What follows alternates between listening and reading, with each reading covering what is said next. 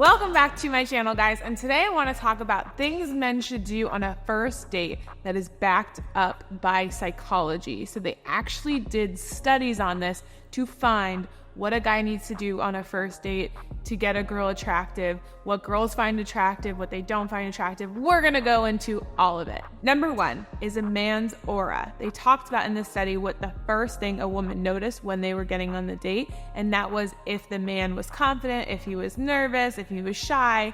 And obviously girls that found they were more attracted to the date was guys that were more confident. And I get that a lot of guys are extremely nervous going on a date, especially if you don't have practice, but there's things you can do to make yourself feel more confident even if you don't feel confident. So some great things to do before the date is watch comedy. Comedy is funny. It gets you in a better headspace. You're not all over your head being nervous.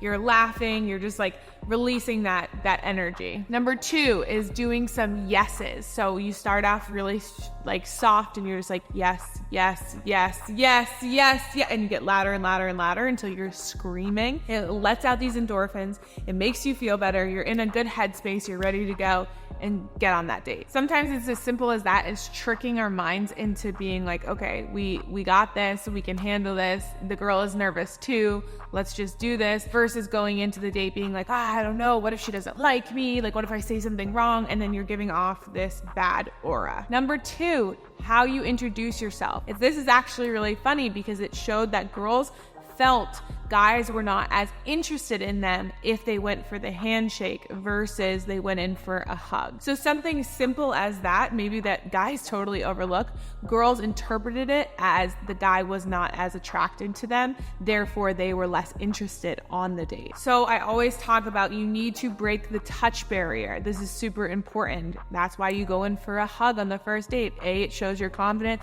B, girls vibe with that. C, it also shows that you're interested in her. A handshake seems super formal, or a wave is just not the energy that you want to bring to a first date. Now, part of breaking this touch barrier is also leading her into the bar. So you want to put your hand on her back and slowly, walk in with her, and then you want to be the one that decides where you're going to sit, because you want to be able to sit in a place like that is next to each other where you can then break the touch barrier even more by touching her leg or going in, touching her arm, or like a nice little like push while you're laughing, bringing it close. All of those things really depends on where you're sitting. And if you end up falling into interview mode where you're sitting across from each other at the table, that's really hard to have this flirty energy and be able to break the touch barrier that we know, based back on research, that women find that more attractive. Number three, the 80-20 rule, that women talk 80% of the time, you only talk 20% of the time. In this study, it literally says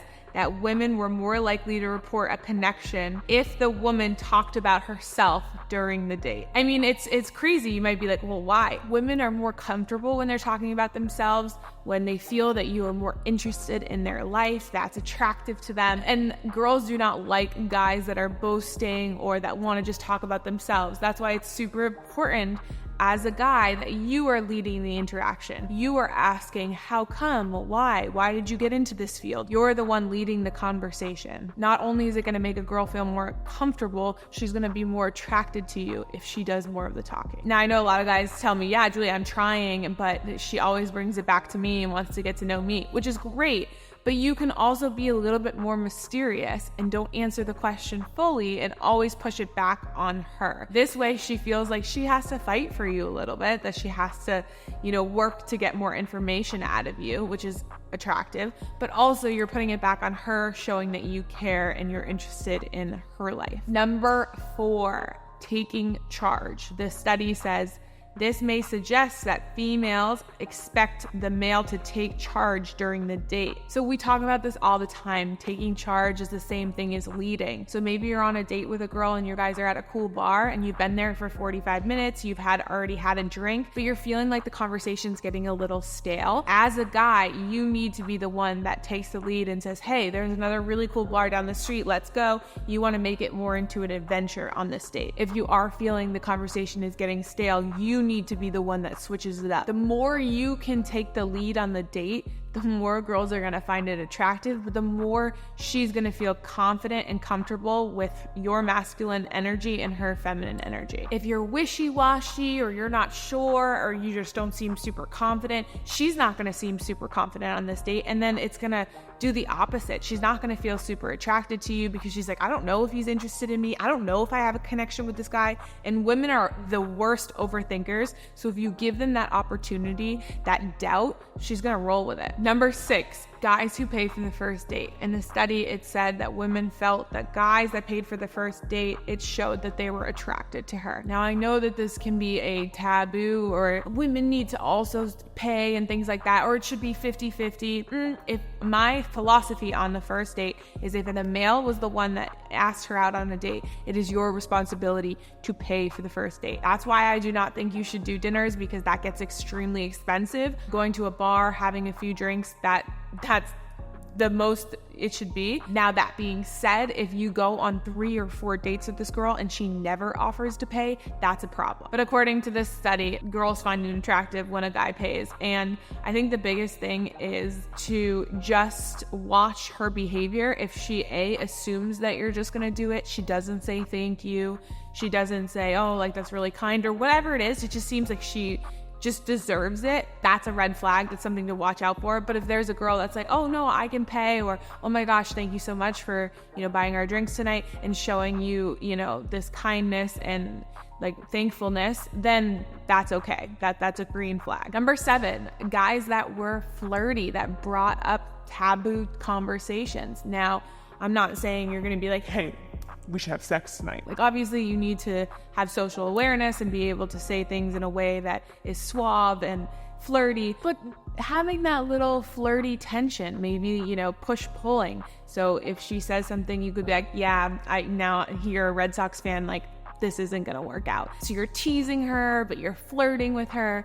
I can make a whole nother video on that if that's something you guys are interested in. Comment below if that's something you'd like to see. But just having that flirty energy, girls find that extremely attractive. And I want to preference it by saying flirty energy doesn't need to be over the top. It doesn't need to make her laugh. It doesn't need to make constantly saying things. Like, I've been on dates with guys that had that flirty energy that was more the quiet, confident type, and they did a lot of that push-pull, and to me, that was extremely attractive. So don't feel like you need to, I don't know what to say, I need to really flirt, I need to figure out the best conversation. That's not always true. Now, if you're struggling to get on dates, or to even get past the texting conversations, or you're going on dates and they're just not going well, I highly recommend you guys check out our Beast Dating Coaching Program, where we've helped over thousands of guys completely transform their dating life, to getting girlfriends, to getting multiple dates a week, to having a variety of different women that they get to choose from. And I get it, changing your dating life can be scary. You're afraid of rejection. You're afraid just it's not gonna work for you. But if you continue down this path, think of your life in the next 5 to 10 years. Is this what you want? Do you wanna be alone?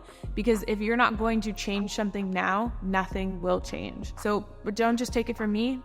Here's some guys in the program. Was able to take an amazing girl out. One thing led to the next, and end up being an amazing girlfriend. Thanks to the Beast program, I was able to, get a long-term relationship. Having a girlfriend now, it feels really amazing, because I can get to come home to having somebody supportive by my side. So before the program, there's no way I would have been able to find a girlfriend like I have now. I've never had a person care this much about me that is willing, like, she goes out of her way to get me things. She knows what I'm into. I never thought I would have been able to get someone that interested in me. If this is something you think you'd be interested in, click the first link in description, apply to work with us, and if we think you're a good fit, we'll get right back to you. Thanks so much for watching, guys. I will talk to you next week.